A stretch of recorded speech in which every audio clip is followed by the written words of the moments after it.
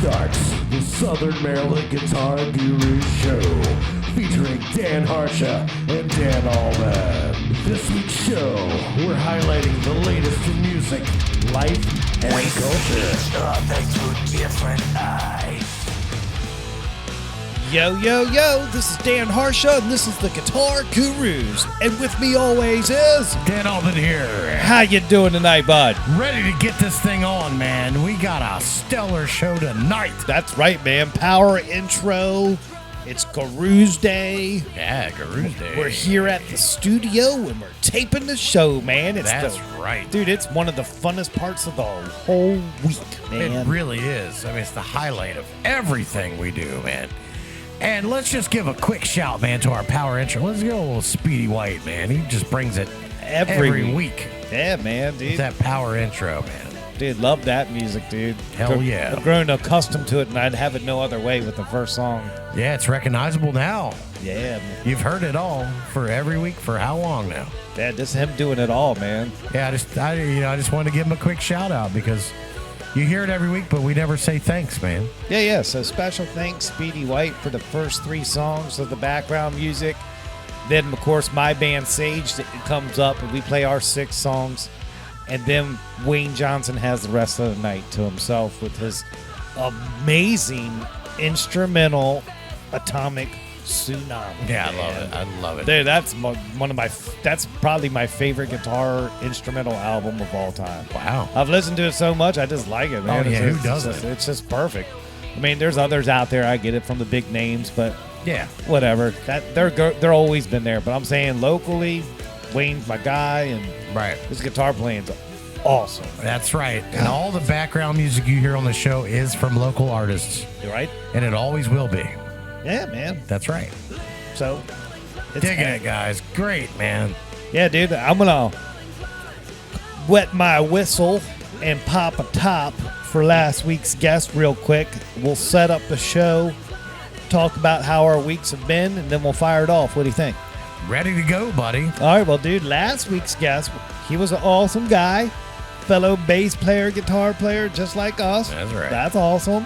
His cool-ass band, Squid Ink, they're tearing up the Southern Maryland scene. None other than Jordan Pickens was on the show last week, and this top's for you, my friend. Yeah. Jordan Pickens from Squid Ink, man. What a great episode last week. What a great interview he was. Right. Oh, and on a side note, today's his birthday, so happy birthday, Jordan Yeah. Pickens, man. How awesome is that, right? Look at that, man. You get your birthday shout out right there, too. Right, man. So that was cool. Great interview with Jordan last week. Great show last week. It had a great energy all night long. The commentary and the live chat was fabulous, like always. And it was just an all-around good time. That's right. But it's a new week. It's a new show. And here we are, man. It's episode 99.7 tonight, man. Beautiful. It's a beautiful thing. Right, exactly. Update on Higgy. He won't be in tonight. He's out on the beat with the whole thing that he's got going on. So, Dan Alban, you're filling in, all right? I love it. So that's what happened with that. But, dude, how has been your week, man? What have you been up to? What happened this past week? Man, let's go over it because I had some stuff too, man. So we can get into it real quick. I really wish I had more exciting things to talk about right now, but it was pretty uneventful for me for a change. It was just the standard ho-hum, doing this, doing that. I don't have anything great. I mean, I dusted off a couple pieces of equipment in the house and got them up and running, and I have been working on my playing again. Right. Getting the old pedal board out, getting all that stuff out of storage, because sooner than later, everybody, I am making a return. So I had to break everything out, make sure we're good to go. I got you. That's the exciting thing that I've been doing is taking care of my gear at home. I got you. That's all I got. Okay, well, I got one that's a little bit more interesting, a little bit more fun. We talked a little bit about it yesterday when I saw you. All right. But I found out that you just can't list a guitar for sale for $250,000 without raising a couple red flags. I did find that out over this past week.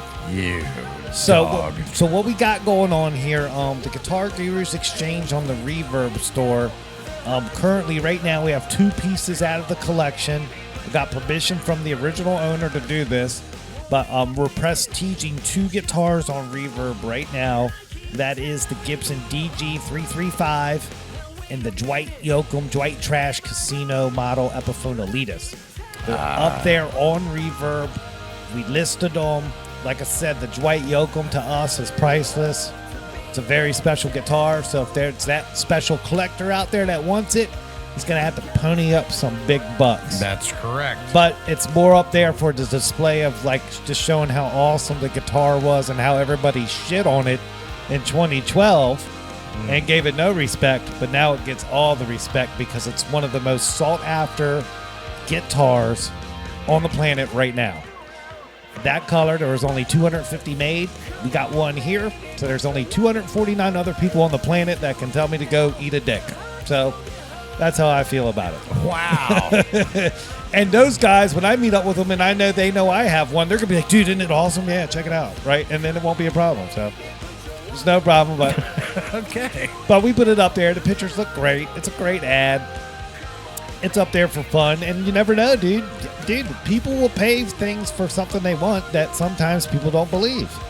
So you never know. We prestiged it. So it's all That's right. good. That's right. So, you know, we put it up there. Now the DG335 is more realistic. It's up there right now, I think, for $16,900 to $17,000. You can have the Dave Grohl signature guitar from the first run. Wow. Very rare guitar too. Not Okay. not everyday common. Right now, there's only 2 or 3 on for sale in the whole world. Where the Dwight Yoakam, there's only 1 for sale in the whole world right now, and that's that one.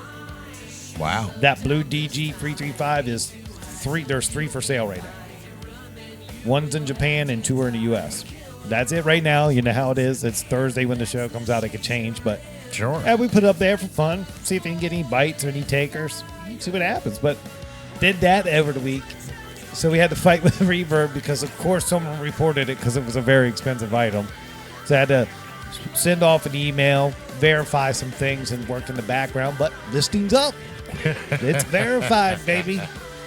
So, I mean, that was kind of fun, man. It's kind of fun. But we had the Guitar Gurus Exchange on Reverb.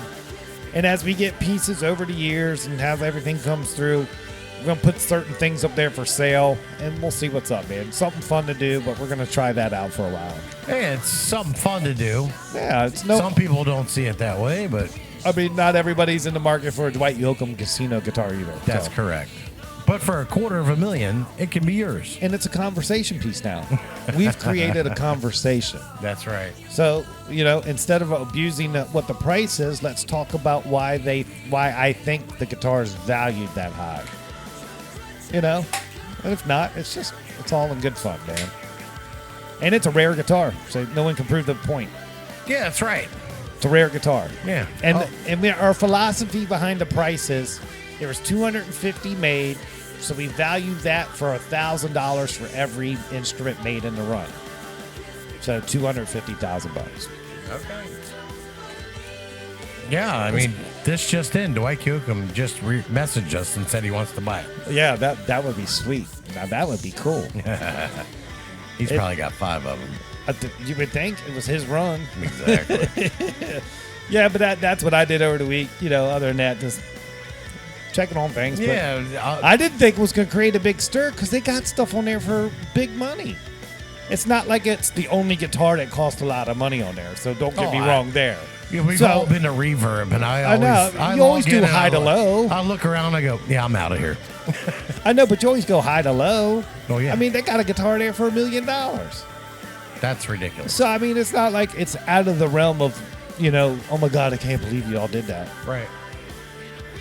What a bargain at $250 then. We're just joining in the other merchants. Yeah, right? Hey, I've got no issue with it. I wouldn't report that. I would just look at it and go, yeah, I can't do that, and move on. I'm not going to report it. Right. I know what. You know, you get a Karen and a Simon on the deal. I would at least laugh at first and go, ha!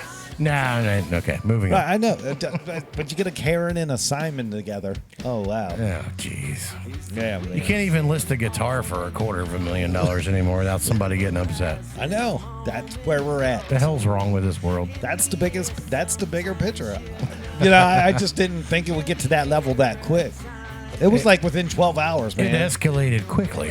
Real quick. I was like, wow, man. I was like, dude, this is not even the most expensive thing on your website.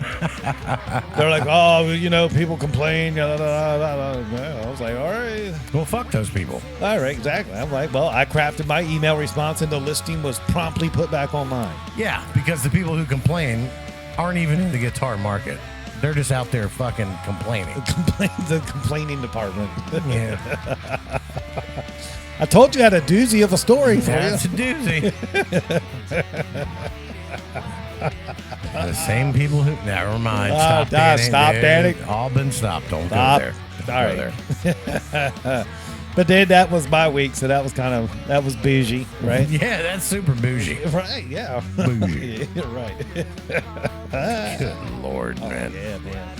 All right, dude, let me give the rundown of the show and let's kick this thing off. Yeah, What do you think, man? Run it down and kick it off. All right, buddy. So first up on the show, we originally were going to have David Higgins from the Southern Maryland Chronicle for Higgy on the Beat, but he's out on location doing his thing. So Dan Alban is filling in for him. So we're going to have Dan Alban reading Higgy on the Beat. I'm so thoroughly looking forward to that. Me and you both. All right, cool. And then after that, we're going to immediately transition into the Island Music Company's Guitar of the Week.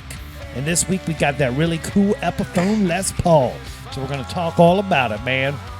Then after that, we'll transition right into Sean Kirkpatrick, Sean in 60 Seconds, and document another week in the life of an active touring musician. So, all right. So we'll see what's up with Sean, how he's doing, and what he can add to the show's value tonight, my friend. There's always something, you know that. Exactly. Okay, and then after that, we'll take the quick 2-minute break, give it the old Chuck Woolery CN2. 2 and 2, baby. Yep, 2 and 2.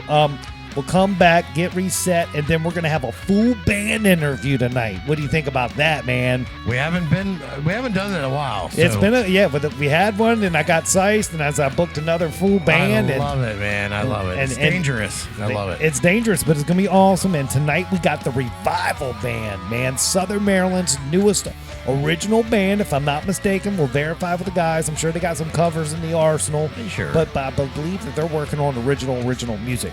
So we're going to talk to them about that. But, of course, in the Revival Band, you got Donald Quaid, Eric Cotton, Benny Skabicki, John Andrew, and Paul. You say what his last name is, Dan. You didn't have yourself ready to go here? I know. I think I got it. I just want to test you to see if you got it. All right. Well, let's... Oh, yeah, we got Paul Pescano. Pascana. That's right. So you know Paul. Hey, man. Yeah. I'm It's just called giving Paulie P.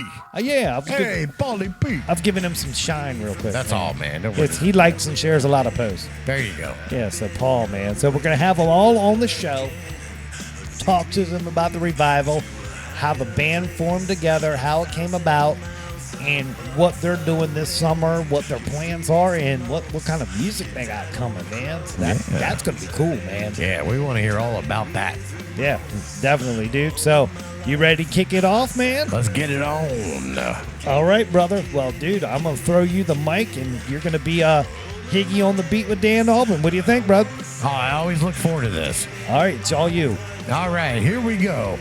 Good evening, Southern Maryland. I'm Dan Alban, and this is Higgy on the Beat coming to you live from the Southern Maryland Guitar Guru studio. This weekend will be sunny with high in the upper 60s and down into the lows of 50s at night. So let's get started with what's on tap this weekend in Southern Maryland with your 10-ounce 12-pack sampler, courtesy of Lynn Arion. All right. Who I got to hang out with Friday night. Oh, yeah, my man Lynn. I saw the pictures. Always great. Okay, Friday, April 2nd at 5:30 p.m., we've got Josh Earhart at the Port of Leonardtown Winery right there in Leonardtown, Maryland. All right.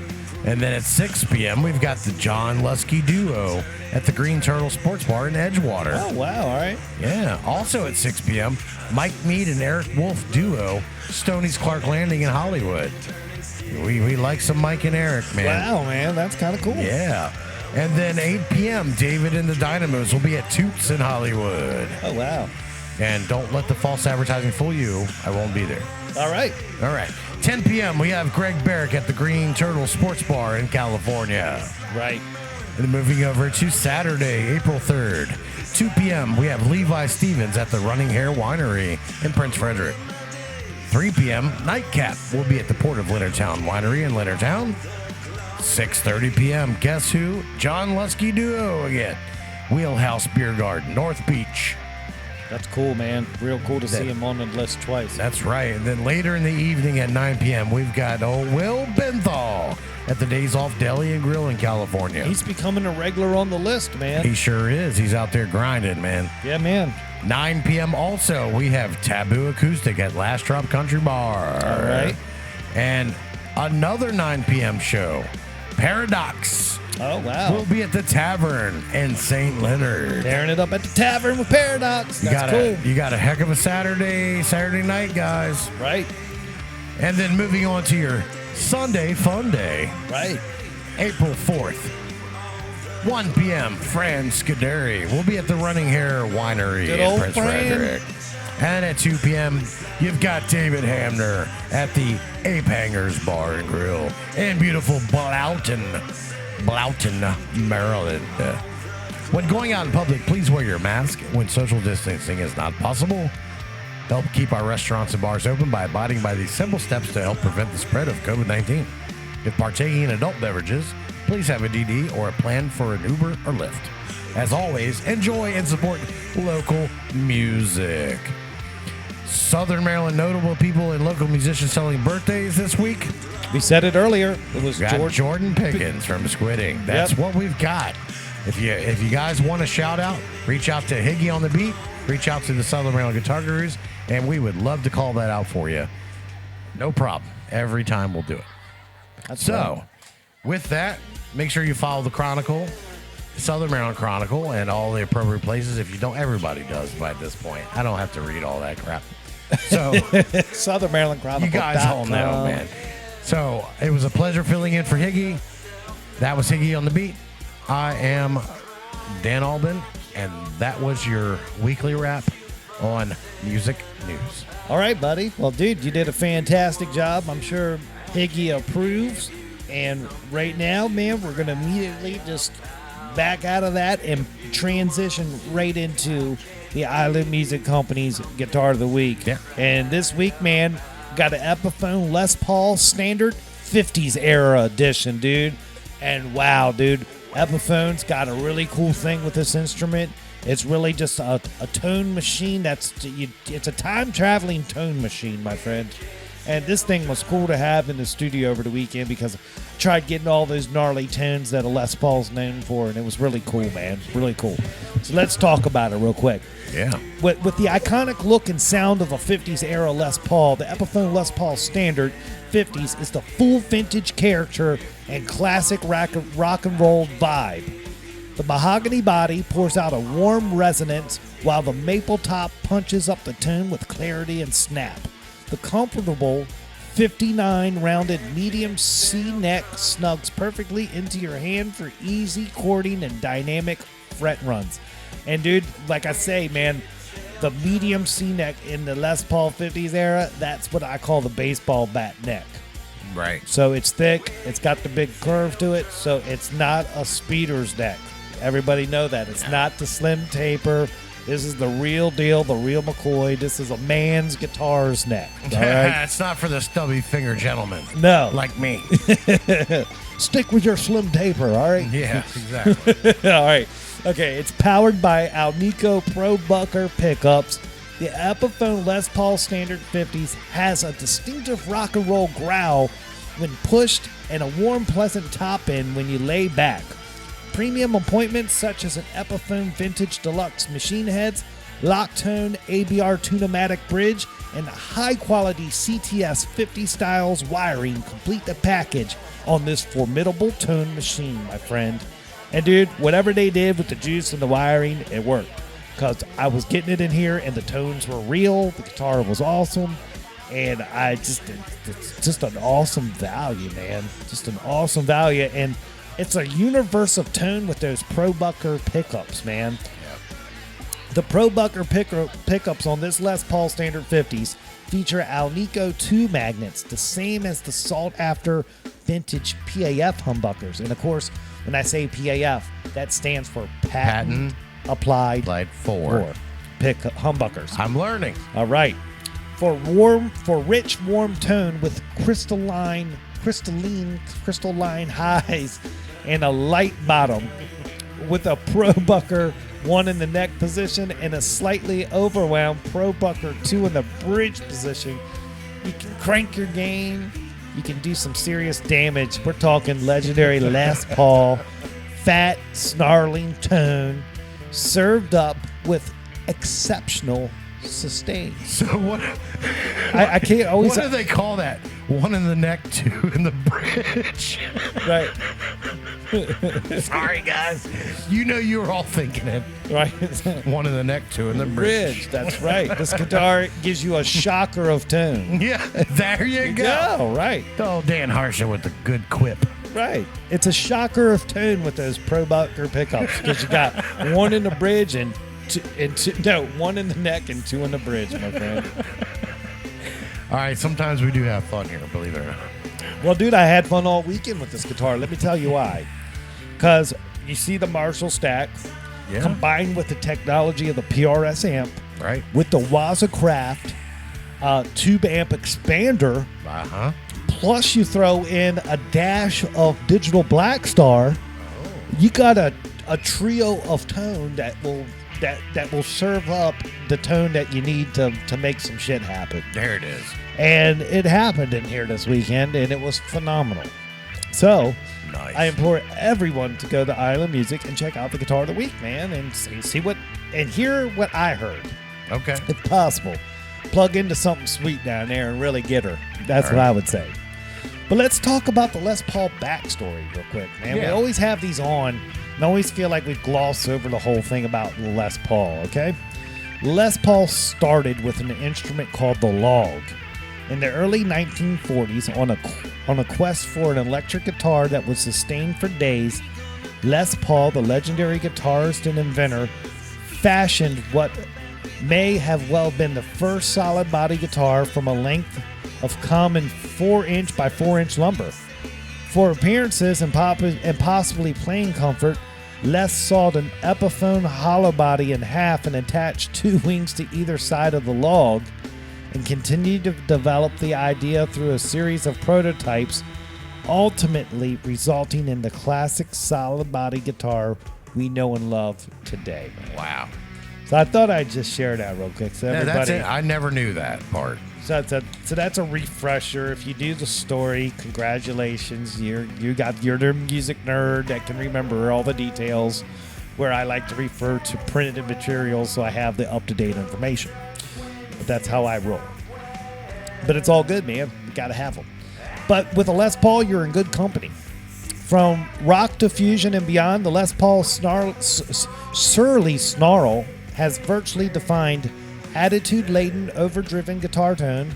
Legendary guitarists such as Jimmy Page, Alex Lifeson, Slash, and countless others have forged their signature sounds with a Sunburst Les Paul. Epiphone now gives you the opportunity to experience that one-of-a-kind tone and look at an amazingly affordable price with the Les Paul Standard 50s Era Series guitars. What's more, the Standard 50s comes with the Epiphone limited lifetime warranty and is backed by Gibson's 24/7 365 customer service. So you know you're making a solid investment in your instrument. All right? Are you following me on that, my friend? You know I am. Dude, it was just a cool guitar to have here this weekend, man. Every time we have a Les Paul in the studio, it's just a good weekend. It's like an old friend that just stops by. It really is, man. You know, you just go, that's why everybody likes Les Pauls. Right. You know what I mean? I get reminded of it so often. So it's just cool. So here's the little features at a glance. We're going to dive into the tech specs, and then we're going to play the Guitar Guru's favorite game every week is what the price of the guitar is. Yeah. So we're going to get to that. So let's real quick. Features at a glance. Recreates the look and sound of a 50s era Les Paul.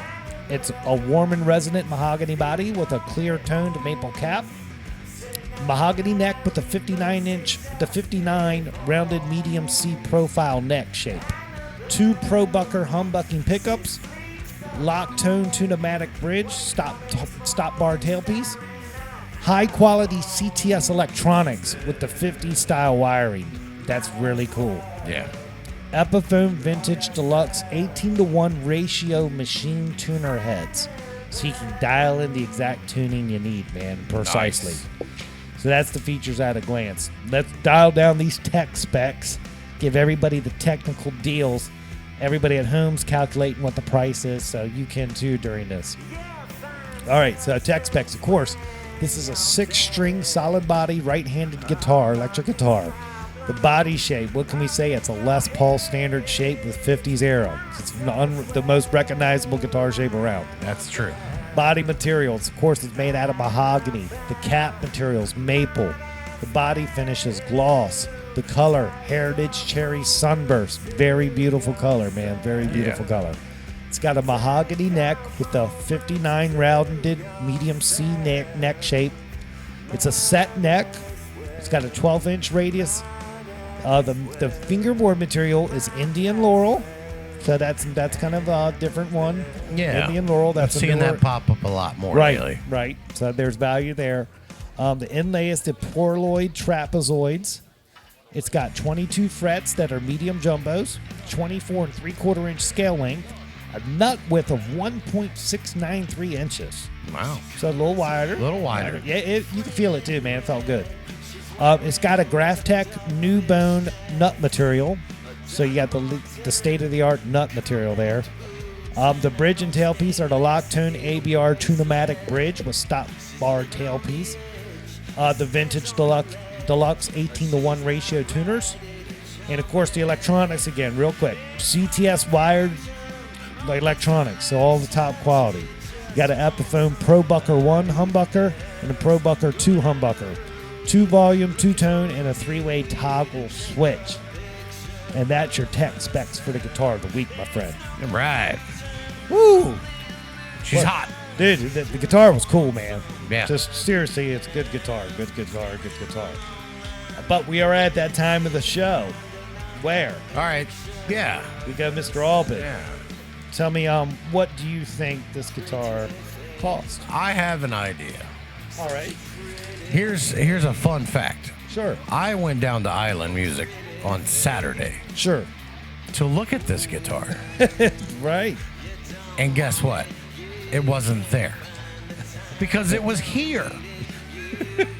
You were having it for the review, writing up the review, taking all the pictures, spending the weekend with it. Right. I went to the daggone store, Island Music, and it was gone. Wow. So that's a fun fact. Damn. Hey, man. So I didn't get to check it out.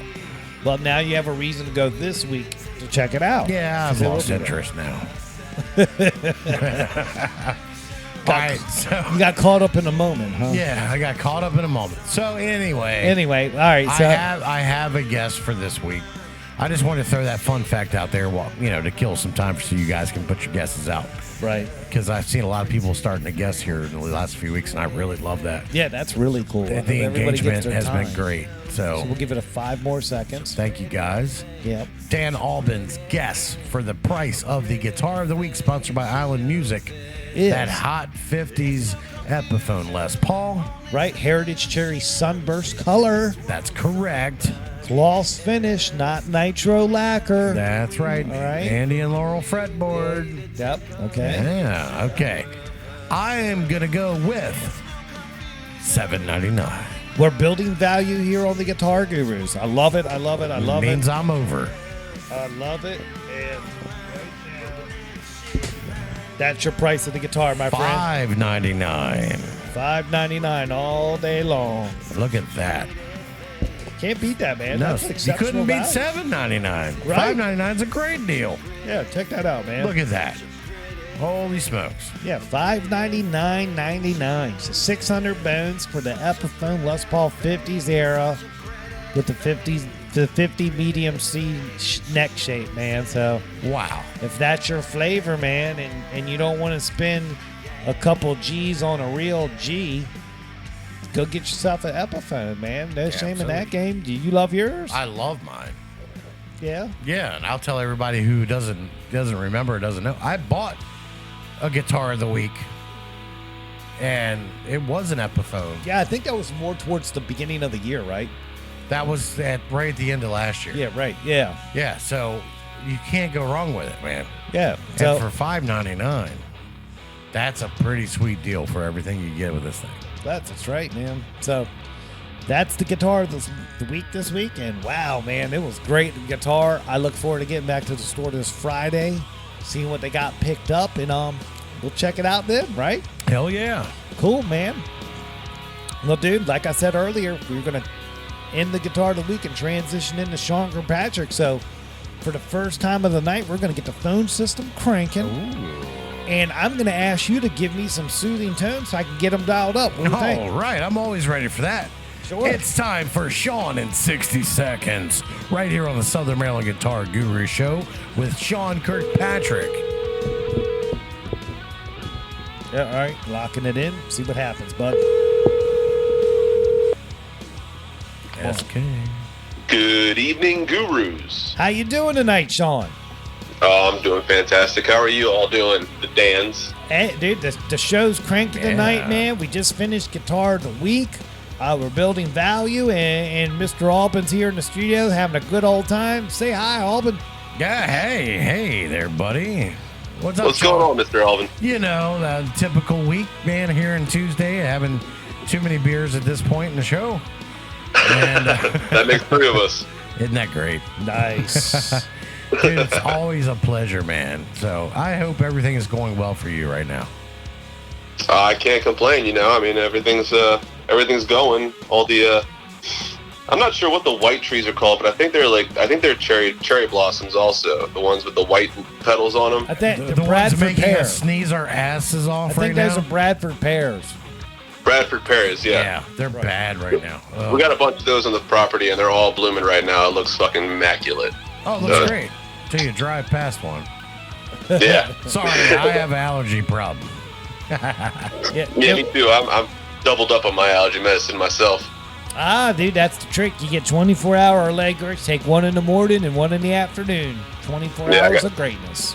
24 Mine- hours, but yet twice a day? Because you metabolize the allergens quicker in the spring and time, and that's what they don't tell you. Holy shit, it's Dexter's Laboratory in here.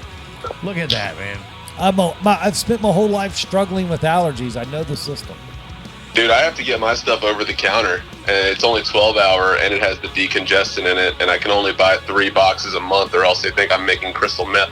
Yeah, I just use the regular allergy Allegra D, or no, Allegra non-D, so I don't have to go through that. That is You want to talk so about funny, allergies man. real quick? Dude, that when I tea's was a not kid, good I for had you. to get a test done to see what I was allergic to because my allergies were so bad. Right. They stuck me with like 72 different needles that had all sorts of different pollens and animal pollens and dandruffs and all this other shit on it. And it turned out I'm allergic to literally fucking everything. Wow. Like- Yeah. The worst thing was just regular oak, but like cat dander, dog dander, all that stuff. I'm allergic to everything. And how the hell I ended up working on a farm, I don't know. Oh wow. So yeah, if I don't take the allergy medicine, I'm pretty much useless. You look like Quasimodo with your eyes all swelled up and shit. Oh yeah, with like the full on faucet just on wide blast coming out of my nose.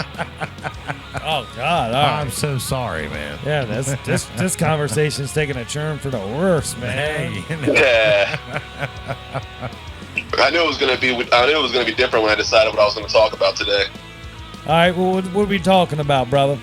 All right, so a couple weeks ago, I think it was like last week or 2 weeks ago, we talked about the wedding I did recently, and I just want to gripe on weddings for a second. Sure.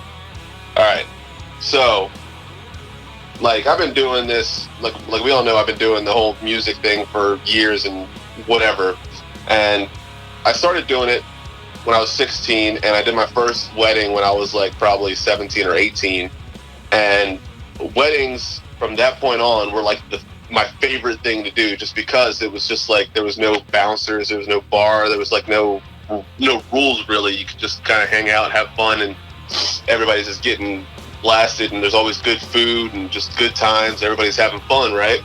Right. Yeah. Well, in the past 2 years, maybe 3 years, weddings have become like my least favorite events of all time to do. Right. I understand that. And I think it's because, like, I guess maybe I'm doing like the hoity-toitier ones. But like when you get up there and you start working with like talent agencies and all, and wedding planners and stuff like that, they hire you, and then nothing, no information, nothing. You are the last thing on their mind for the rest of the planning of the entire thing. And like, I don't need much. Like I if I'm gonna be there for 9-10 hours with my gear set up, and I gotta, sometimes you have the guitar player out in the fucking doing cocktails, playing little jazz chords or whatever during cocktail hour, and then has to come inside and then play the full band show during the reception. On a lot of situations like that, I've been to 3 weddings in a row now where the band was not provided food. No, like we weren't allowed to drink. It was completely against the rules. We wouldn't get paid if we had anything to drink at all. And it was just like there was no place to sit, no place to like kind of get out of the way. If they didn't want us to be a part of the event, at least like set up like some area outside that like we could just be away from everybody. If you don't want us to be there, that's fine. We'll just show up when we gotta play and then walk out. And then like food. Why is that an afterthought? Right. It always is, man. Yeah, that's right. And we got fucking cold crab cake sandwiches last time, which was, I mean, they were made well, they were good, but I mean, it was fucking cold in a box, and it was like, you have to go sit in the closet and eat this while we have our 5-course meal. Yeah, that's what sucks about that. Like, I mean, it literally felt like I was, I don't know, a fucking servant or something, like a butler, standing by the door, holding the door open for everybody. I'm like, okay, this is a little weird. That is. Well, just remember, you're not there because you're friends. You're there for, Yeah, I mean, I'm working, obviously. You're That's working. fine. So they always shove all the help out back. By the door. The help gets shoved out back, man. That's just the way it goes. Next time, I'm just gonna fucking bring a wheelchair. Oh, I like that idea. Yeah, right. I like this. Yeah, actually, I might suggest that to all the sound guys now, since they don't have to, since they're just walking around with iPads. Might as well just get a wheelchair. That way, you're always sitting. Right, and no one's gonna give you shit either, because no one's gonna fuck with a handicapped person. Exactly. Smooth move. Yeah, you're smart, dude. Man, I'm just coming in. I literally just spitballing right now, but I don't think you should use a wheelchair because that might give off a bad impression. But I've definitely some type of motorized. Like, dude, I got it, a hoverboard. What about a Jazzy? I was thinking about a rascal. Yeah, Rascal. That's what I'm thinking of. Wow. Yeah. Yeah. The wheelchair would be a bad look. Yeah, the rascal is more acceptable. Yeah. Yeah, Rascal I think is a better option actually. Yeah. Just gotta transport it to the gig. That's the hard part. Rascals are for people who can actually still walk on their own. They just choose not to. Yes. Yeah. Right, exactly. So maybe the rascal should be called an asshole. Yeah. Yeah. There we Wow, we're totally gonna get emails from this episode again. Yeah. God damn it. go. Right. Like, I got Momo G. Yeah, Okay. Wow. we were talking about this the other day with I was talking about it with Aaron, and we were talking about bringing one of his like one of those like really fancy gamer office chairs. Have you seen those in like YouTube videos and stuff? Mm-hmm. Yeah, dude. Just have one of those and just rolling around the venue constantly. Just so you can check the audio in all different areas without having to put your mask on. You guys, dude, that is fucking great. I like that shit. Yeah. I'm seated, so I don't. Yeah, watch me just roll around. You guys are funny, man. I love that shit. I mean, they're putting us up against the wall right now. Like, I'm just coming up with I'm just grasping at straws for ways to make shit work, you know? We're at that point where we're all just fucking tired, man. Yep. So people are just thinking of shit to do. That's right, dude. I'm all for it, man. If you guys did that and had a video of it, it would get like a fucking million views. Yeah. Yeah, I just got to follow through with that stuff. Well, where are you playing at this weekend? What's going on? I am actually off this weekend, and the White Rabbit event that was happening last weekend that we talked about actually got canceled. So, Oh, lame. yeah. So, I don't have any events coming up for the foreseeable future. My next event is going to be in May, so we'll just talk about some other shit until then. All right, man. Well, dude, I appreciate your time this week. Alban, you got any more questions for Sean? Are you good? I have a lot of questions, but we're going to have to address them off the air. You've inspired me to have some really crazy ideas.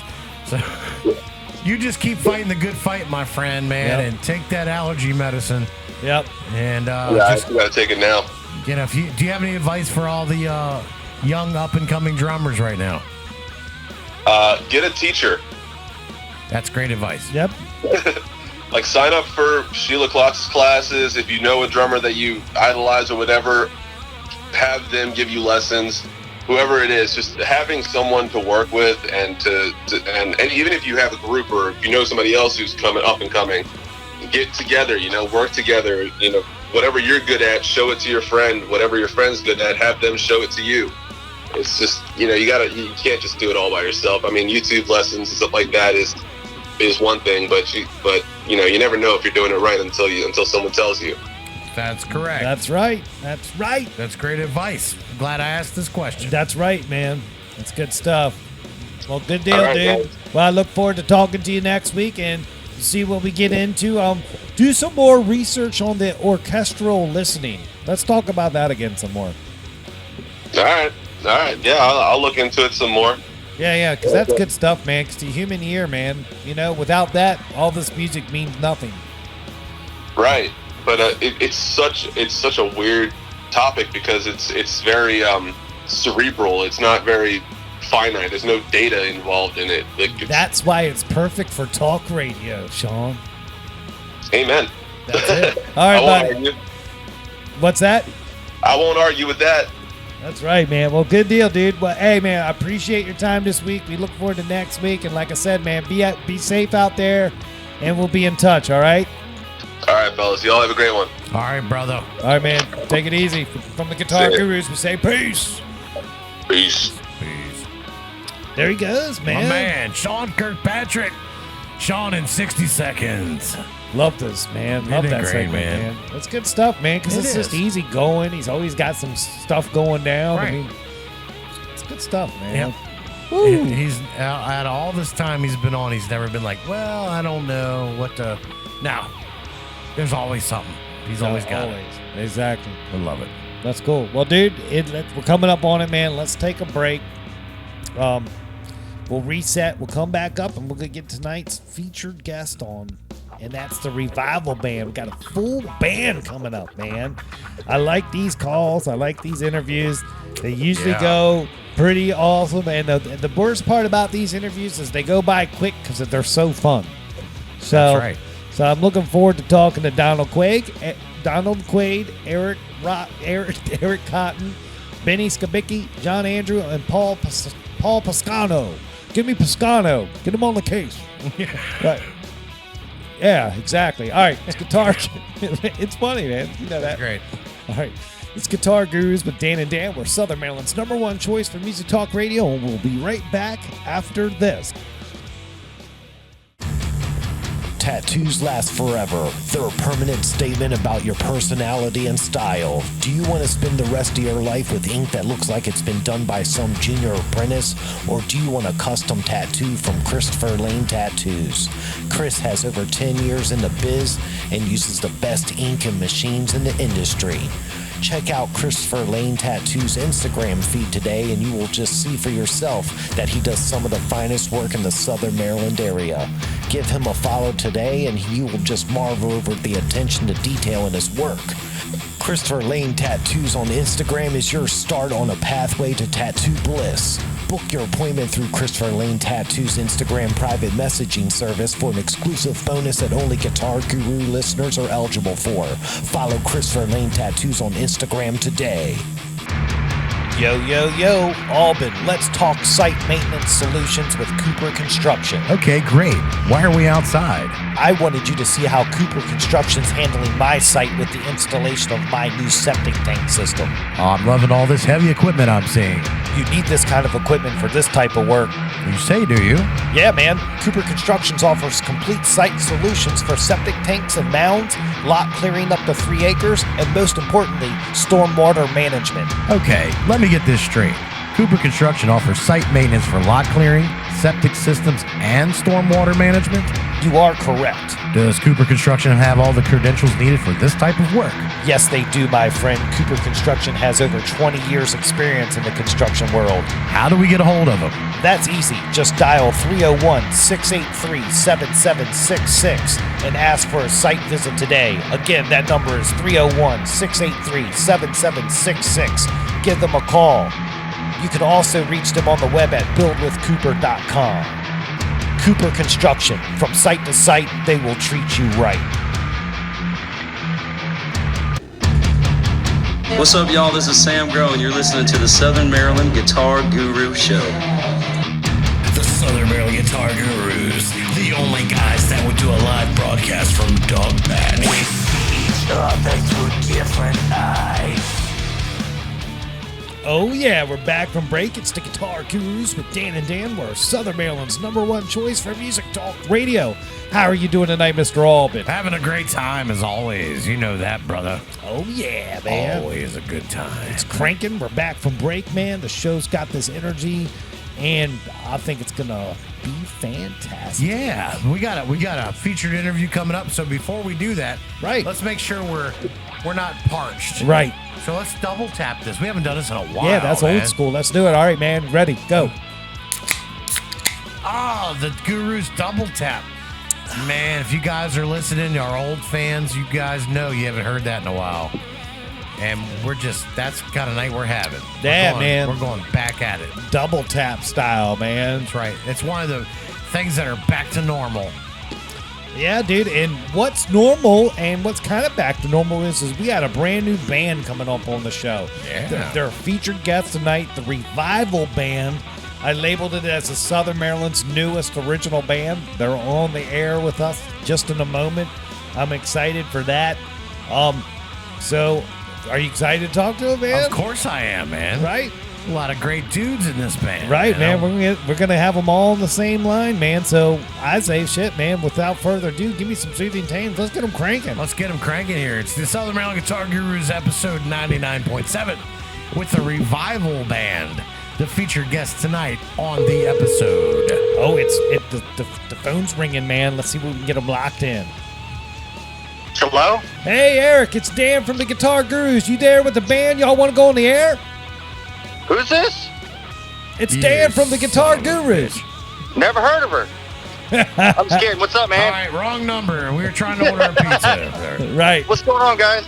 Nothing, dude. How are you tonight, man? Good. I got my whole band here. Oh, We just got done shit. with practice.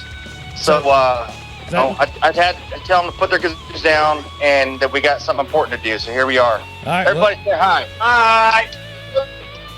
All right, there they are, the Revival Band. Then we got everybody in the house, so everybody's there. We got Donald. We know we got Eric. Where's Benny Skabicki? Is he there? That's me.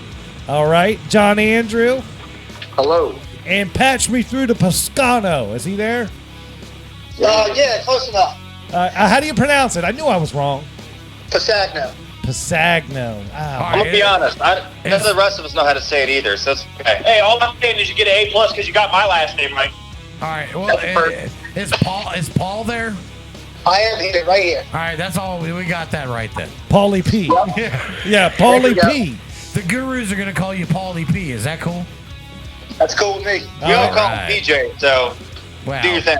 we do our thing here. All right, well, cool. All right, well, cool, man. All right, well, dudes, this is awesome. Eric's been on the show before, so I'm sure he's got you guys coached up on how to answer these questions. But I want to go around the room and get the backstory on the band. I wanted everybody to introduce themselves and tell us what they bring to the band and what their skill set is. So let's do that now, man. Let's get to know you guys. All right, I'll start off. This is Donald. Yep. All right. Donald Page, you know. Legendary last name in these parts of Southern Maryland, so you got big shoes to fill. Yeah, I got big shoes. Nice. No, I mean, not much of a background. My old man played music back in the 70s and opened up for people like Conway Twitty and such like that. And I kind of carried that tradition on here in the early 2000s and started up the Driving Muzzy Band and rolled with that for 8 years, took a year off, and then we formed this the band, The Revival. So I'm pretty much just the front man, the lead singer, and that's about all I can do. I can't play an instrument, but I can hold a note, apparently. He sucks at the organ, that's for sure. Dude, I dig it. All right. Well, That's cool. welcome, Paul. Welcome, Donald. It's great to have you here, man. Thank you. Cool. Yeah, man. That's awesome. So the singer, we got that out of the way. So who's next? Hello? Hello? Yeah, who are you? Yeah. I can't hear you. You're breaking up. I am Don. All right, John, let's talk about it. What do you do, buddy? All right, so I play guitar primarily. I guess it would be considered lead. All right. What I bring is really, I like to think I bring an open into learning the songs. I'm pretty particular about some things, and I feel like that's always good to have in a band. Okay. And I can't say I really bring a whole lot by myself because it's all done by a full band aspect. All right. But you do your part. You come in, you're prepared, you're a professional. You know your parts, and you stick to the script, right? I come in and I try real hard. He writes the script. Don't let him lie to you. Dude, That's what I want to hear. there it That's is. what I want to know. That's it. Oh, cool. All right, John. Well, that's cool. We know your deal. All right. Who's next? Hey, how you guys doing? This is PJ. PJ. There it is. My I man. dig it. All right, Paulie P. What do we got? So I'm lucky enough to be the drummer of this awesome band. I just joined about a month and a half ago. Sure. Learning, putting sets together. We've done some few shows with these guys. Things are going well, and I'm very happy to be a part of these guys. And yeah, my background is in grew up on classic rock, 90s country, and new country and 90s rock. All So play a little bit of everything, and job mostly is just to keep time in this band. That's most important as a drummer is to keep time and do my thing. Dig it, man. That's cool, man. Strong drummer in a band's always a must. So, It is a must. Yeah. I dig it. Totally. All right, so we're down to two people left. Who's going first, Benny or Eric? Oh, Benny will go first. All right, Mr. Skabicki. Well, I play the rhythm guitar in the band. I do backup vocals. Some songs Donald will leave me on stage to sing by myself. Nice. I love it, dude. He's like, you got it. I'll see ya. I'm getting a drink. Yeah, exactly. It's his PP break and his booze breaks. I like to sing some songs. Right. I came from playing hard rock and southern rock, and I joined Driving Muzzy. When Driving Muzzy broke up, we called Donald and we said, hey, we're going to start another band, so let's do it. Donald said yes. All right. And we started filling out the roster from there. Dig it, man. Awesome, man. Dude, Southern Maryland, man, all the networks of musicians, man, everybody stays tight like that, man. I That's dig right. it. All right. This is That's beautiful. Derek Rodden here, the one and only. Right. I'm going to put a disclaimer in, though, because everybody thinks that's his real name, and that fucks people up. I know. That's why I keep saying Eric, and now he said Derek, so they're going to be really confused. It's awesome. It's okay. I am the bass player / sex appeal of the band. I bring good ideas and good looks to the band. That's all I do. Slantier eyes than me. Oh. So I got a question. Who plays bass in the band? That'd be Eric Cotton. Yeah, I'm fucking with y'all right now. Big DA, man, how you been, buddy? I can't not do this without fucking razzing you a little bit. You know that, right? It's all good, man.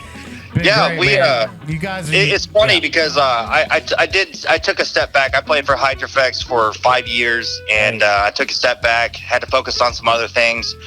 And then I called Benny. I was like, hey, man, let's start a band. Because me and him talked about playing together for years. And so I called him, and I was like, let's start a band. And he was like, let's do it, man. So then he called Donald, and we worked that out. And then, we called John shortly after that. And then we had another drummer back in the day, but it just didn't work out. It didn't work out time-wise and schedule-wise. And he lived pretty far away. So, we found a better replacement, and, we got a hell of a group now. So. That's awesome, I man. dig that, man. I think last time I saw you, Eric, is when I got my guitar neck in. I had you do the pilot holes for the string guides and all that stuff at your house. And how's that playing? Oh, dude, it's one of my favorite guitars, man. So I'm glad to hear that, man. I'm really glad to hear that. John's been messing. I just put a set of the Greg Koch Fluence pickups in his guitar, and it's like a built-on boost. And that thing is just insane. And John is he's a monster on that thing. So. I dig it, dude. I dig it. But I think when you did that work for me, I think that's when this band first formed, if I'm not mistaken, or right around that time. We were talking about putting it together around that time. So. Yeah, man, that's cool, man. So it's come full circle. Y'all are a band. Y'all are doing stuff together now. What about original music? Are y'all doing the original stuff, or am I misled, or am I wrong there? This is Donald. Yeah, man, we're starting to mess with a little bit of originals right now. We've got one song completely done. Working on finishing up a second one, and the thought process here is we're going to try to get a EP out a little bit later this year. Okay. And hopefully get the second one out towards the end of the year. But originals is going to be a big part of this band. I mean, we don't want to be known as just the cover band here in Southern Maryland. So kind of tread that line of putting our originals out and hopefully, getting some airplay here in Southern Maryland and beyond. Well, we do. I want to let you know, guys, that we'll definitely premiere any music that y'all want to release here on our show for you guys at any time that you're ready to do it. So you just let us know, and we'll definitely be the conduit. Right. No, that's much appreciated, man.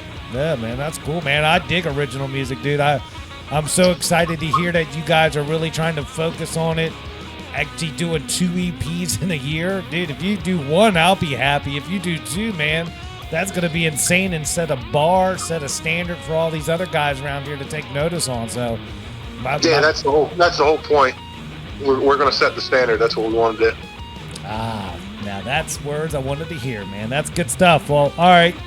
Let's transition into the live shows. I know that this year's still weird with the whole COVID stuff, but what do you guys got planned? What's it coming up, and where that's located at? Where can people find you guys? Let's go over all that.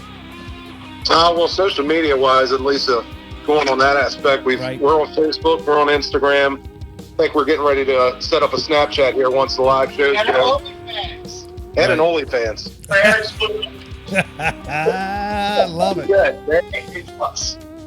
But we've got a couple shows under our belt. Obviously, our debut show was supposed to happen, and COVID hit that week and shut everything down. But continue to shut us down pretty much for the rest of the year. But we've got a show coming up in a couple weeks. All right. At Bucket Sports Bar.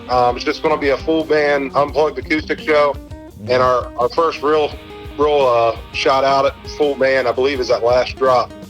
And I believe that's sometime in May. So. All right, Last Drop in May. All right. Yeah, May 15th. Oh, perfect. May 15th. All right, perfect. Well, cool.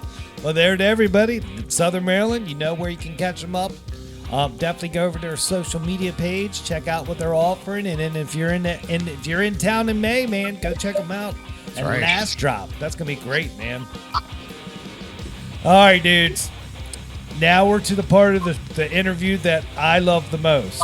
And this is the band gear stuff. So I want to know about all the geeky instruments and gear you're going to be taking to shows, and what other fellow musicians, when they come out to your shows, can expect to see you guys playing. What do you got? Okay, so this is John. All right. I primarily play a Fender Telecaster. It's a '98 American, I think.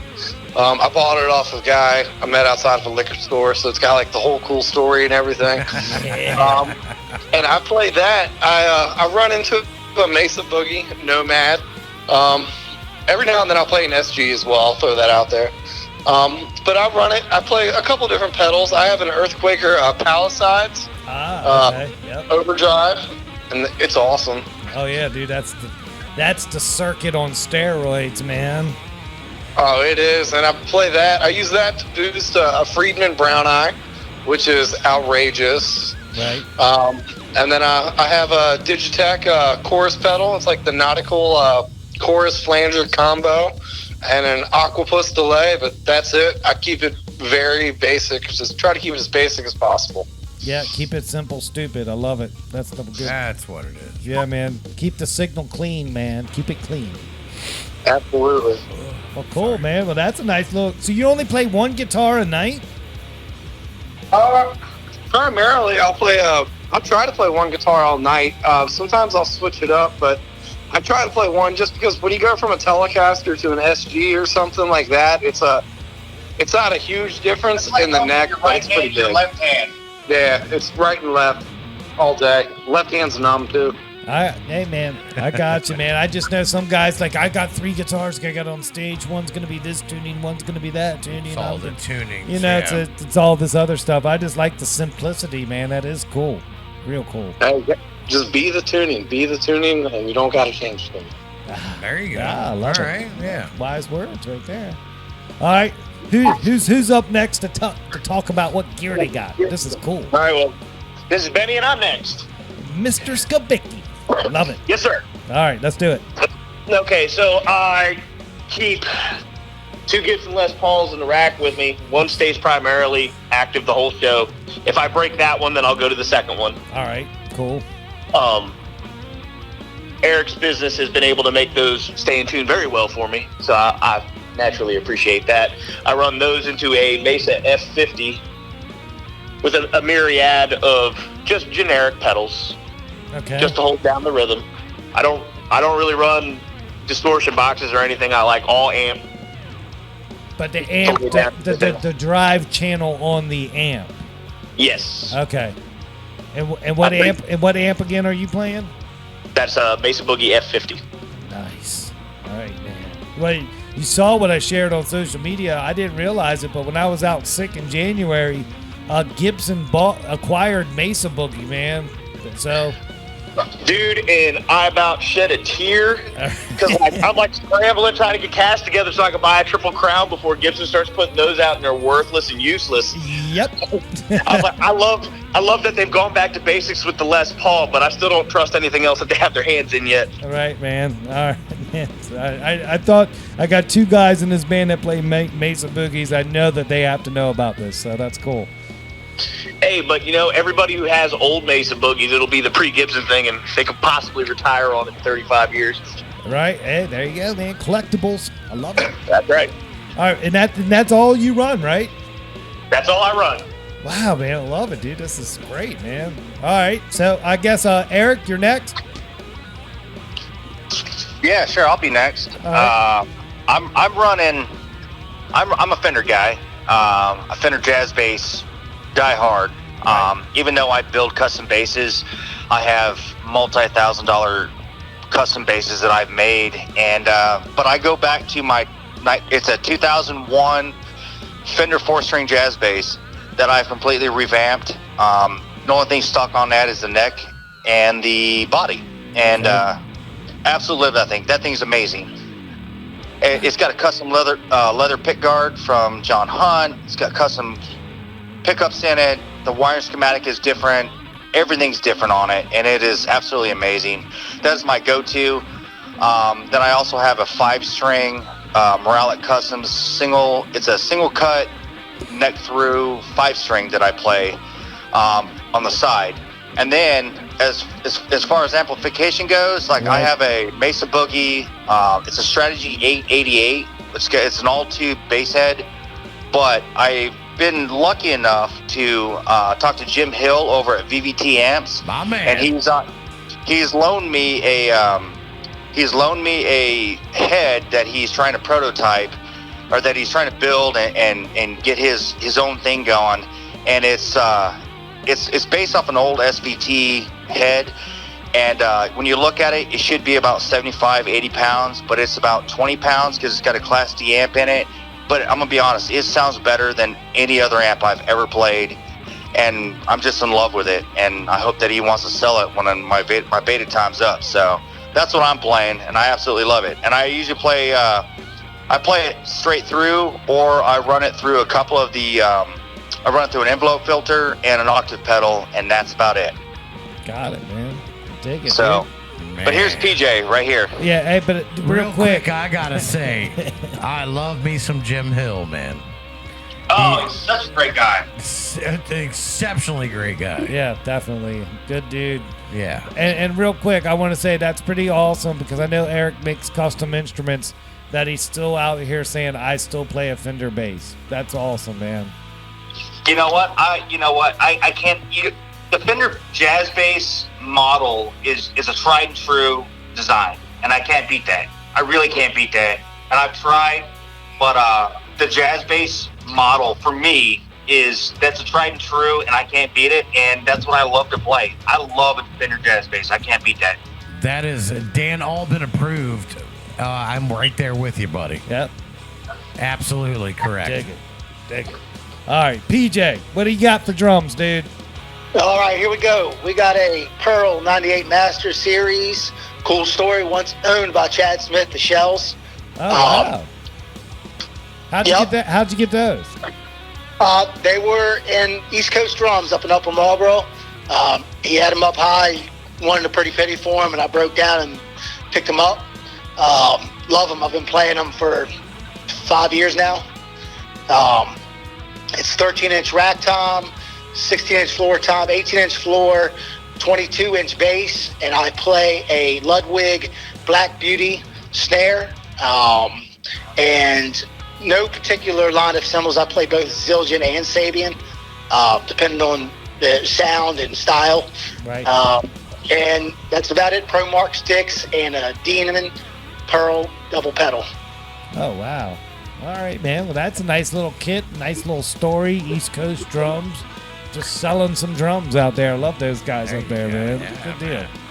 That's cool. So, yep, absolutely. Love the drums, yep. That's nice. So we got Donald. You're the singer, man. Now, do you prefer certain microphones? Are there other microphones? Or are you just that good of a singer it doesn't matter?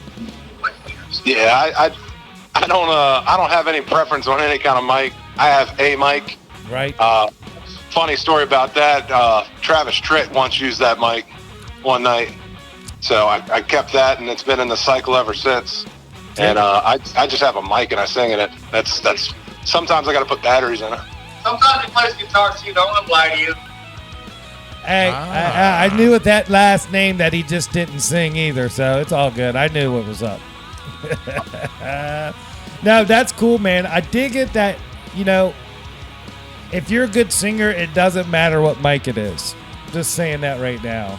So yeah, I'm my own worst critic. So I mean, if everybody says it sounds good, then it sounds good. To me, I always need improvement. Dude, keeping the work, putting it in, man. I dig it, man. That's good stuff, man. Well, do you have when you do studio recordings? Is that Travis Tritt microphone the one you take with you when you go to studios? No. If we go into studio, I mean, the only studio I've done for studio time has been with Ron Vento up in Night Sky.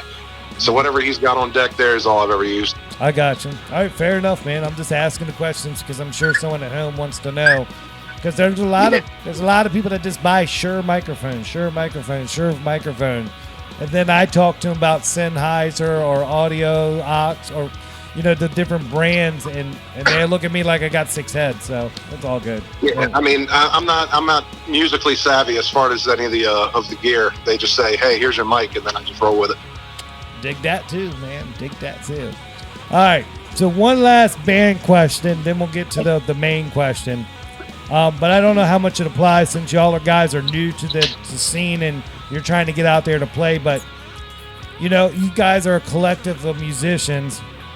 What's that one big frustration when you go to play a live show? Now, you can just pull from your whole knowledge of your career as a musician, but what's that one little pesky thing that just gets you ticked off at a show?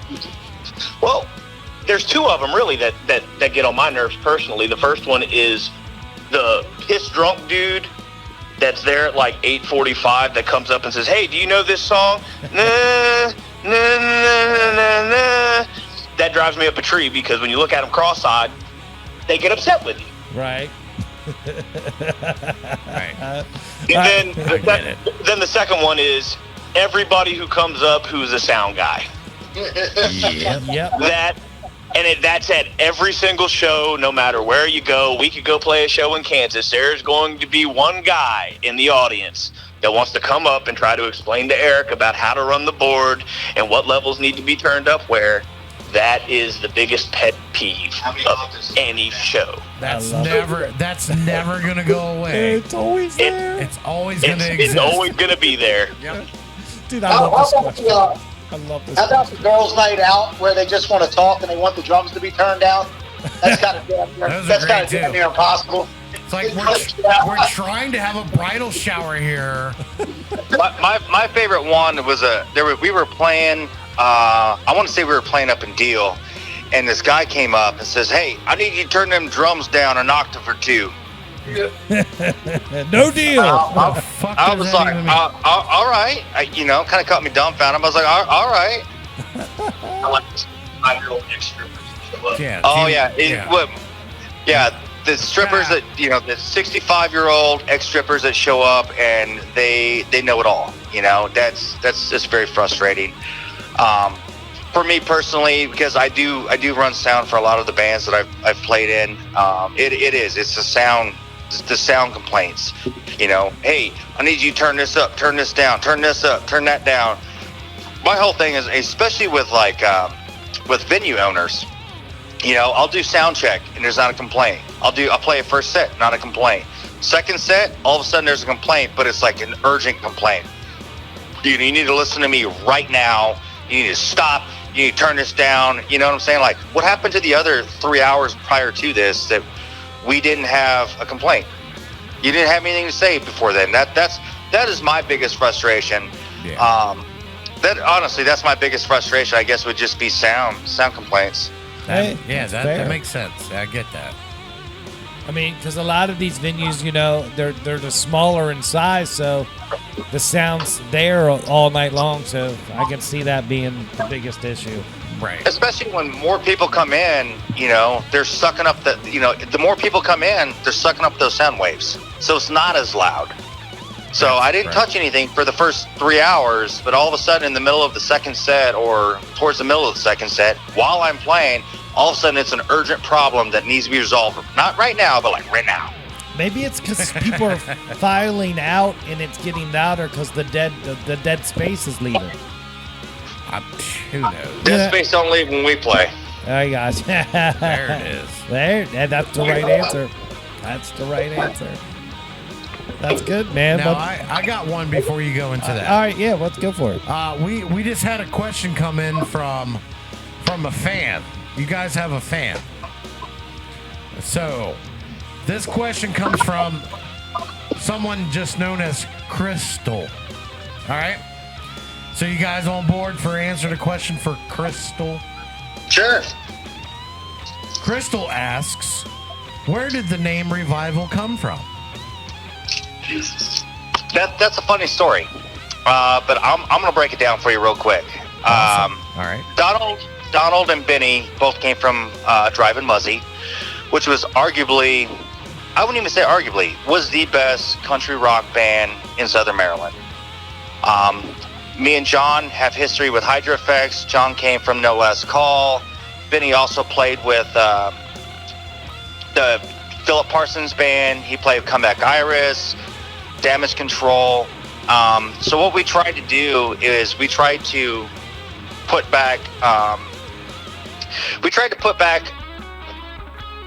take everything that we were and we tried to put something together to make music revive around here. And the definition of the revival is an act or instance of reviving the state of being revived, such as renewed attention to or interest in something, a new presentation, publication of something old. That's what we are. We are a new publication of something old. So I'm not saying that we're better than everybody else in the Southern Maryland area. That's never been my point. I'm just trying to take something and put out the best product from what we have we're working with here. And so that is what we're trying to do. We want to put something together that is, in my opinion, is the best. We are the revival. We are the best of everything that is to come. And in my personal opinion is, if you don't think that your band is the best, you're already messed up. You should think that you are the best, because you should go in it with that mindset that you are the best. And that goes with any band. If you're a rap group, or you're a rock band, or you're a country band, or you're a top 40 band, whatever. If you don't think that you are the best band, then you're already messed up. You should all, yeah, and that goes with anything. You should always go in thinking that you're the best. And so I really feel like that we have the best band out of everybody in the area. And I took people from all these different, these different bands that are broken up, or, were once were, and I put it together and I made the best band that I possibly could. And that's why it's a revival of Southern Maryland music. That's where the name comes from. I'm fired up. All right, don't let me hold my emotions back. I'm fired up hearing all this. You're talking real confidence. I think you should just issue a challenge. Say, I got our songs coming. Say, anybody that has some songs coming, we come on the Guitar Gurus and we'll have ourselves an old song showcase showdown. That's what I'm saying. So, what do you think? With that being said, a couple of weeks ago, one of my good friends, John Kincaid, my lead guitar player, he put out me and him were talking about a song. My mother recently passed away back in December, and our thing, and I think I told you before about No More Tears and that song and what it means to me, because that's the reason I became a bass player. And he sent me, me and him were talking about it, and he sent me the guitar solo from that. Like, he played it and sent a video and sent it to me, and I put it out on the internet, on Facebook, and was just like, my guitar player is the best, hands down. All other guitar players are inferior, blah, blah, blah. Like, I was, it was being funny about it, but at the same time, like, there's a point that I meant there was some substance behind that. And because, again, if you don't think that you don't have the best, you won't be the best. Well, I think that I have the best, so that's, you know what I'm saying? Like, that's where I want to be. I want to be the best. And John played the solo, and he sent it to me, and I put it on the internet, and I got so much rash behind I don't appreciate you guys calling all the other guitar players inferior. And, and I understand where they're coming from. It wasn't meant to be like a jab to the ribs or anything like that. It was supposed to be funny. But at the same time, like, I also meant that, like, my guitar player means something to me. Like, he knows what that song meant. And he played that guitar solo, and he played it better than anybody else I've ever heard play it. And he sent it to me. And so I've kind of put him on blast because I put it out there, and he was like, dude, why are you going to put that out there like that? And he's like, that's never been my MO. But I'm proud of my guys. My guys are the best in my opinion. So I do. Well, if you think that you want to out there, if you think that you want to challenge any of my guys, by all means, send us a message. We'll make it happen. We'll make it public. We'll make it happen for a good cause, though. We'll send it out for some kind of charity or something like that. Like, I'm not trying to do anything that's, what I'm like. I want to do something good. I want to do something good for everybody, man. Well, dude, having a song showcase showdown would be good old fun. Record your original song, submit it to the show. We'll have everybody on a group call. We'll play the songs, and we'll let the audience decide. I'm all about this. Let's do an original. Let's do an original. Original and music. Let's put it out, and then we'll each send in a recording to you guys, and let's you guys play it. Everybody, text and votes, or goes online and votes, or whatever. And then whatever the winner is, like, let's put something good to charity. Now that I like that part. That's the most brilliant part of the whole thing. Let's support a charity, and let's do some good for the community with it. Let's have fun with it. Yeah. Exactly. I like it. Man, that's brilliant, guys. Thank you so much for that. And the benefit is, no matter what the song is and whoever ultimately is the winner, we're all winners because there's more original music in Southern Maryland being produced. So, absolutely. So that's the cool part. And the charity's the real winner. Yeah, so they're going to win. Yeah, they're going to win. We'll find an appropriate musical charity to donate to. All right. So I want to backtrack and say thank you to Crystal for the great question that started this segment. And Crystal, I use these parentheses because their name's not really Crystal. Right. I appreciate the question. The guys appreciate the answer to the question. And please don't send me any more pictures of your feet. But thank you, Crystal. All right, so I'm moving on. I'm going to turn it back over to Harsha here. All right, guys. They almost laughed like they knew what I was talking about. Right. Well, here we go, dude. We're at the point of the interview where we hope you have something good as a group for us, but we'll see what we can come up with. But the show's signature question is best gig, worst gig. You answer in any order you like, but you got to answer both. So what, as a collective group of musicians, what do y'all got for the Gurus tonight for best gig, worst gig? Is this best gig for this band or best gig just for, You know what? I'm feeling electric tonight. Let's just go around the room and get everybody's best gig, worst gig. Just don't go into a 15-minute diatribe of why it is. Just try to keep it brief since we got 5 guys. All right? All right. Cool. All right, well, this is Donald. I've been fortunate enough to open up for a lot of national acts and played a lot of shows over the course of the last 8 years. But I would say maybe Union Jacks in Annapolis was probably our best show, or the best show I've played. It was a packed house. Nobody could move in there. I mean, they were at full capacity. It was for Sam Grove's birthday. We went on the stage. We killed it. Everybody was losing their minds out in the crowd. We pulled out as a country band. We pulled out a Ludacris song at the end and just tore it up. And then when we got off stage and went back with Sam and Joe and the guys, they were like, "How the hell did we follow that?" Right. And that was just a huge compliment from them. So that was definitely a great show, at least for me. That was probably my top show. All right. That's great. Worst show? Yeah. I hate to. I would say it's probably the beer fest down in St. Mary's, and the reason I'm saying that, it wasn't for the lack of the event. The event was awesome. The bands that played there were awesome, but we just had a string of bad luck that day. When we got up on stage, the sound guy was in all sorts of disarray. I started singing in one mic, he turned that mic off. I go to the next mic, he turned that mic off. And to lead all up to that, our bass player for Muzzy at the time, car caught on fire out in the field, burned up a bunch of cars. Yeah, it was a shit show of a night. It was like 103 degrees outside, and we just couldn't wait to finish up. We were headlining that event, and we just couldn't wait to finish up that night. So that's probably my worst show. Oh my God, it was a calamity of errors. A car caught on fire.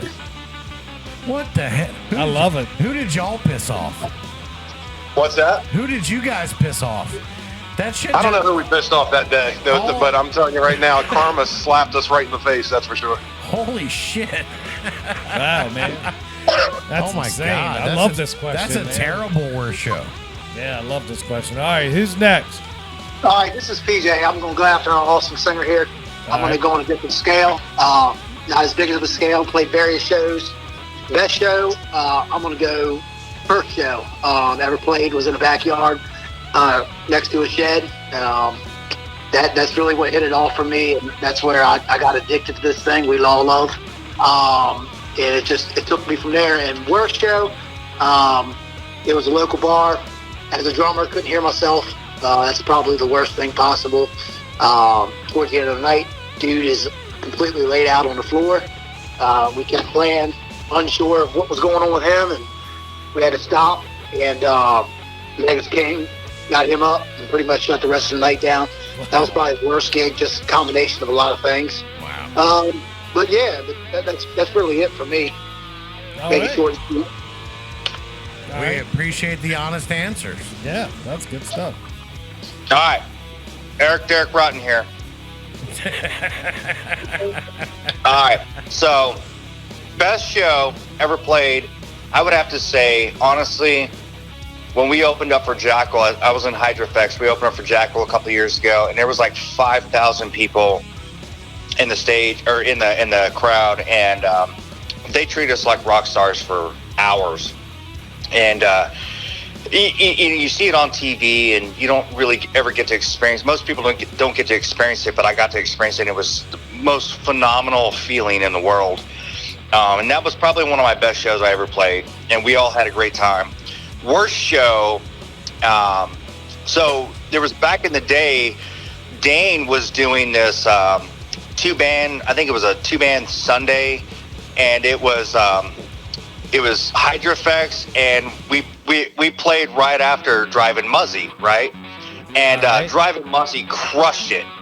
They crushed their set, and we went and played the set and everything. And I'd probably say that was the worst one, because me and my guitar player got in a fist fight out behind the venue after that, and it was, that was like the worst thing ever. Like, probably my worst show ever is we got in a fist fight over some BS out behind the venue, and that's not cool. So that was probably my worst show ever. All right, well, that's a take. That's a take. All right, who's up next? Benny's up next. Mr. Skabicki. Benny. Yes, sir. So I would have to say at least my favorite show was when I was in Driving Muzzy. We were playing at Union Jacks. We're opening up for a country artist named Josh Phillips. And it started off as a pain in the ass. We get there, we set up our equipment, and they tried to explain to us that we don't have any mics to mic your equipment. Y'all have to go just wide open as much as you can. Well, with that being said, the personalities that were in that band, we took it as a challenge, and we knocked it out of the park. And when we got off stage, Josh Phillips, his guitar player, and his bass player all came up to talk to us and were complaining to us about how they had to alter their set because covers they were doing we had already done, and they could not follow us. So I was very proud of the fact that a national act did not want to try to follow us. Local nobodies that nobody else in the country knew who it was. That's got to feel fucking There it good. is, man. And a big, huge smile on my face. The worst show that I can think of was probably, it was one of the first shows I played with my brother in Damage Control. We were playing one night at Toots, and that is where the 65-year-old ex-stripper joke came up, where this this older lady decided she was going to use the stripper pole at Toots, slipped upside down, just about topless, trying to stick her tongue in my ear, and I walked away as she started harassing my brother, and we were so distracted by it and terrified that we totally bombed the song and ended up just walking out. Wow, dude. It's just an ex-stripper. It wasn't like she was serving you a Molotov cocktail. Well, I mean, it might not have been as scary if she wasn't a solid 400 pounds and had 7 teeth in her head. The other shoe has dropped. On her skirt. Exactly. All right, sorry guys. The other shoe dropped. Yeah, I did literally. not have a visual until now. So thank you for that. Now Yes. I get it. Yes. All right, Yeah, perfect. We understand. All right. So just to paint a picture of the teeth, if you're a Pantera fan and you ever saw what the black tooth grin looks like, yeah, that in between teeth, solid black tooth grin. Like that drink was named for her. Wow. How did the pole fare? Did it do okay? The pole held up surprisingly, but they built things back in the day a little different than they do nowadays. So that thing's held up for years. It was true dimensional size, Exactly. It said Did not 4, overdo but the it weight wasn't, limit yeah. one bit. Wow. Well, that's something, man. Wow, you don't hear that story every You're day. gonna get an email for this No. one. No. Oh yeah, definitely get an email for this one. All right, I think we got one guy left. That's John, right? Yep, you got me. This is John. All So, for my worst gig, I will say it's hard to kind of put a real finger on it just because I'm sure I had plenty of terrible gigs, but I was really hammered. And for being real, I took a break from playing gigs and they went away.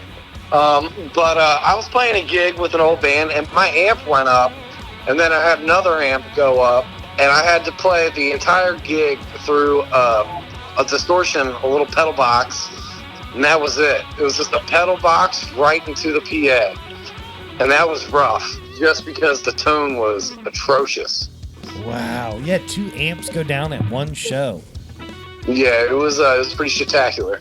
Was that bad power? Spectacular. I don't know what. Nobody else's stuff went up, but I do have bad luck with amps. It was probably the Tube Fairy got me. The Tube And Fairy. for the best gig, I would say, so I played a gig.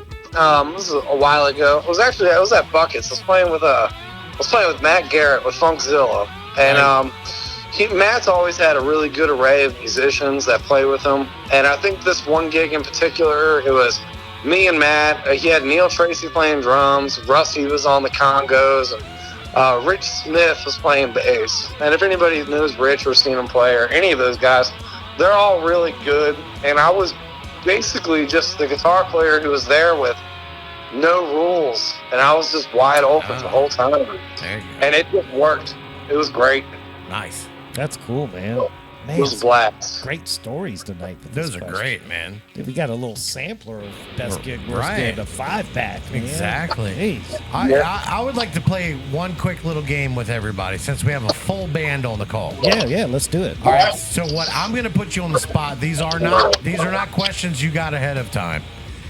Real quick, I want each and one of you to throw out an inspirational quote to anybody that's out there getting started, these young kids that are playing. Everybody give us an inspiration of positivity one by one. And go. It's supposed to be fun. When it stops being fun, change it up. Nice. I like it. I would have to say, Mama ain't raising no bitch. Sometimes it's hard. Just figure it out and go out there and have fun. It'll be a good time. I like that. I like that. Practice. Just practice. Practice, practice, practice. That's what makes you good.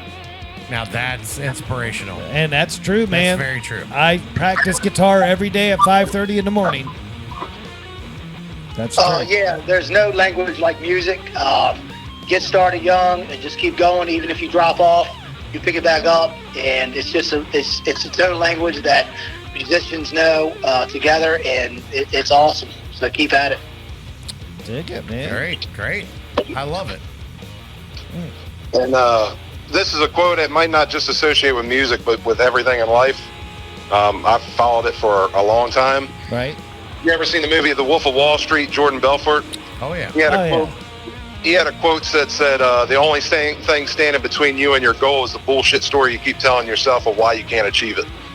So that's the same way with this band. If we're going to keep on saying, there's this bullshit reason why we can't expand out from St. Mary's, Charles, Calvert County. We can't move up north. We can't go down south and play music. Then why are we even doing it? So I think this band's got a drive, and we're going to keep on pushing it. I dig that, I'm glad I asked that question off the cuff, man. That's good stuff. Those answers were fantastic. Hey, and on a side note, another great quote from The Wolf of Wall Street is, "I've been a rich man, I've been a poor man, and I choose rich every fucking time." Just remember that, boys. I love it. Absolutely. That's it. You guys are great. Thanks for all the positive energy and all the great fucking banter tonight. All right. I'm about to turn the tables now. So let me ask you this question. Oh, hold on. The Gurus. All right. No, you guys don't get to ask Why fucking do questions. you guys want to become the Southern Maryland Guitar Gurus podcast? Why did you guys want to do it? Why did we want to do it? Well, yeah. Hey, I'll field it. I'll let him go. Let Alban go first here. And Eric, you're the only one that I've actually, I think I've met out of everybody in this band. So you know how I am already, right? Yeah. So here's the first thing I'm going to say. First of all, the Gurus ask the fucking questions around here. The bands do not get to ask the Gurus questions. Number two, I will answer this because I like you guys. Right. But when you say, why did we want to become we are the fucking Southern Maryland Guitar Gurus. You're right. But why did you want to become that? All right. I'm going to humor you for a minute, okay? I've got a half a beer left here. And once this beer's gone, this interview's over. So, and I can drink a beer real quick. Y'all know that. Yep. All right, so first of all, it was a lifelong dream of broadcasting for yours truly right here. Same here. That I actually went to school for broadcasting. I actually wanted to be a voice actor. I love radio. I love talk radio. I love music. I love playing music. I love being in bands. I love talking with people in bands. All this made sense for us. Yep. We had October of 2018. We're sitting at my house one night and we said, let's do this. And that was all she wrote. Right. We just knew this was our destiny. This is what we're meant to do. Right. And to add on to it real quick, so he gives a little bit more substance to it, is I was just coming off the Sage project and really discussing with Alban the lack of ability for bands to promote their music, their project, the dates they have coming out in a safe space without all the local hostilities that used to exist around here. And us being that bridge of saying it's okay to talk to one another has gone over huge for us. And I just think that we're bringing the community together by saying it's okay for everybody to play music together. You know what I mean? Absolutely. And I think that what you guys are doing is helping that cause. So I want to say, I'll say it for myself, and I'm sure I can say it for the rest of my guys, but thank you very much for doing this podcast, because it gives all of us, it gives us hope, you know, that there's still a good Southern Maryland music scene out there. And thank you guys for helping out with that. Yeah, I mean, we appreciate you saying that. Thank you. Yeah, definitely. And we know it's a two-way street, too. You know, I mean, we want bands to come on our show, and we know it took a while for everybody to get on board. You know, it took a couple, you know, it just didn't happen overnight for us, you know. But as bands saw, hey, man, it's a safe spot. We can actually go in there and promote our band. Don't have to worry about being ridiculed, yada, yada, etc. They really care about what's going on. It's just refreshing to see everybody working together now, like how the way I envisioned the area to be. Because it was really hard for that to happen, man. For me and Dan Harsha back in the 90s when we were coming up, we got no support at all. Zero support. And anybody of the old timers that actually might listen, I'm calling out you. You guys had no fucking support for us. I heard the conversation. Specifically, I'm talking about the one with Gene Quaid. And Denny Alban was talking about, you know, the recording studio and stuff like that, and specifically with Gene Quaid, and that was the case. There wasn't all that support there. But I think that what you guys are doing you're using technology, the podcast, and the technology that's available to make things easier for every musician, and that's appreciated because some of us aren't that smart to figure out that shit. You know what I mean? Dude, hey, man, dude, I could sit down with you for hours to tell you how it was for the first 4 or 5 months when it was literally hot dogging every day to see what happened. Right, that's exactly right. Just hot dogging. So, but like we always say, and we mean this sincerely, we do this because we want to. It's for us to give a platform for everybody to promote their brand and themselves, and try to get community support. It's not about. The show's not about us. It's not the Guru show. It's the local music scene show. This is y'all's platform to come on and discuss any topics or your upcoming stuff that you want to do. It's not about us. It's about you. Without you guys and the people who follow you listening, there's no sense in us being here. The fact that we're still here after 2.5 years shows a hell of a support in this community that makes me freaking happy beyond what you can imagine. I think that has to go with a lot with it. This has changed because this isn't these days aren't hanging flyers on telephone poles anymore. No. So what you guys are doing are taking what used to be and making it 10 times better, 100 times better, and that's what it is now. You guys are making the standard, and that's what's up. Hey, because Sweet. Without that, we can't do what we do without you guys doing what you do, because this is the new standard. Yeah, man. I mean, dude, like I said, man, me and Alban, we're big time talk radio guys. And we've taken everything we've learned from listening to the different variety of talk shows over the years. And we really said there's never been a music talk show before. Let's have a music talk show. I mean, anybody can tune into any of the 4-digit stations in DC and hear 5 to 6 same songs every hour on the hour. But you never tune in to hear about the people that make the 6 or 5 songs. So, I mean, it's a different take on radio. Yeah, and For me, I like talking to, I mean, we're fellow musicians as well. We're not just podcasters. You guys know that, right? Right. Yeah, So absolutely. We're in the community, playing, and we're part of it as artists and musicians as well. But musicians and artists are my favorite people to talk with because half the time their sense of humor is twisted enough to where I fucking love it. And I have a great time with it. We're all twisted in our own way, which makes us artists, which makes us great, makes us unique. But when we can find a group of people that we can get along with in our own way, how special is that? Yep. You guys have got 5 guys in your band. You guys have all found a common ground. You guys are all unique in your own way. I'm sure some of y'all's sense of humor is not appreciated by all, but it's still laughed at by many. So that's the kind of shit I like. And I'm glad that you guys are together. I'm glad that you guys are out there doing it.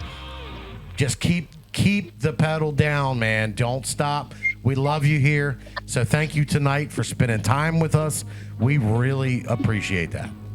All right, man. Thanks a lot. Hey, before we let you guys go, I just want to give a shout out. Obviously, Marlet Custom Bass with Eric here, but we have a couple other sponsors. LBT Design, who does all of our apparel. I get that. You can find them. We can find them out on Facebook and Instagram under LBT. It's Luck Beats Talent, Brian Gardner. So appreciate those guys. And By Distributing, Bud Light. I mean, they're a staple in St. Mary's County, and they've always backed us as well. Bud Light, St. Mary's County. You got that right. That Cold Bear. I love it. Who's this Eric guy y'all keep talking about? No, his name is Derek. Derek's fucking rotten. That's right. Oh, that guy. He's not on the call, is he? All right, guys. All right, I love you guys. Thank you so much for everything you guys do for this community, and I appreciate it. Thanks for having us on here. Yeah, definitely. The Revival Band from the Guitar Gurus. We say thank you and have a great night. We'll see you at the Live for Beer on Thursday. Cheers. All right, buddy. See ya. Bye. Bye. All right, the Revival Band. Wow, dude. Yeah, you can tell those guys, they're going to have a good unit together because you can hear they all get along together. That's what makes it work, man. Dude, I'm excited for that band. I mean, they got confidence. They're oozing confidence. And I'm genuinely excited to hear the material. I mean, absolutely. They're I'm excited that they're talking a good game. They're serious about the craft. And they're trying to make something happen with original music. And I appreciate it, and that's it, man. Showcase, showdown for the songs, man. Yeah. So they want to go toe-to-toe with a band with some original songs. I say let's have fun with it. I mean, it's all for charity. It's going to be a charity event, but if we can get a band together with 1, 2, or 3 original songs, we'll have them come on with their 1, 2, or 3 original songs. We'll play them. Let the audience decide, just a good old-fashioned game of who's got a better sounding song. I mean, I don't know. It's not about the talent level. It's about original music being made. Exactly. And sometimes people need a little fire lit under their butt to get that stuff out. To get that stuff out. So it's a little bit and of it's for charity. So light that fire, everybody. Yeah, and let's hear some original music, exactly. man. I mean, that's the goal. That is. That's the goal. It's original music, showcase, showdown. I would love for this area down here to be known for original music again. Yes. Or not even again, but just coming up. Right. Up and coming area of original music. Southern Maryland. It could happen, man. It could happen. Yes, we could indeed. be here to document it. Hell yeah. Cool, dude. Wow, man. What a show tonight, dude. We almost went an hour with those guys. Almost. Man, appreciate that That's time. what happens when you get a full band in here. That time and that access, man. You just can't find that anywhere. That's right. That's good stuff, man. But, dude, what a doozy of a show tonight, man. Yeah. You want to run it down, brother? Yeah, let's run it down. What we did tonight. We'll holler at some sponsors. Get our guys taken care of. And then we'll say our goodbyes and get out of here for the night. What do you think? Time to pay some bills. That's it. Okay, so first up tonight, we had Dan Alban fill in for David Higgins of the Southern Maryland Chronicle for Higgy on the Beat. That's me. You read the 10-ounce 12-pack to 10-ounce 12-pack sampler, courtesy of Lynn Arion. We got that out there. We wish Jordan from Squid Ink a good old happy birthday because his birthday is today. Yep. Then we cruised right into the Island Music Company's Guitar of the Week. And it was that beautiful Epiphone Les Paul, man, and Heritage Cherry Sunburst Beautiful. that you wanted to see on Saturday, but I had here at the studio. What the hell? I love that. I love how that works. Awesome instrument. Then we talked to Sean Kirkpatrick for Sean in 60 Seconds. Had that awesome interview with him. How great is that? Yeah, that's a gem right there.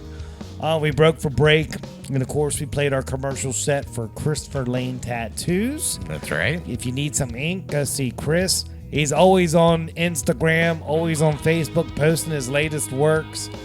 He's legitimate. There's a bunch of legitimate tattoo artists in town, but he's our guy. He does my work. I know his work. I have it on me. It hasn't rubbed off yet.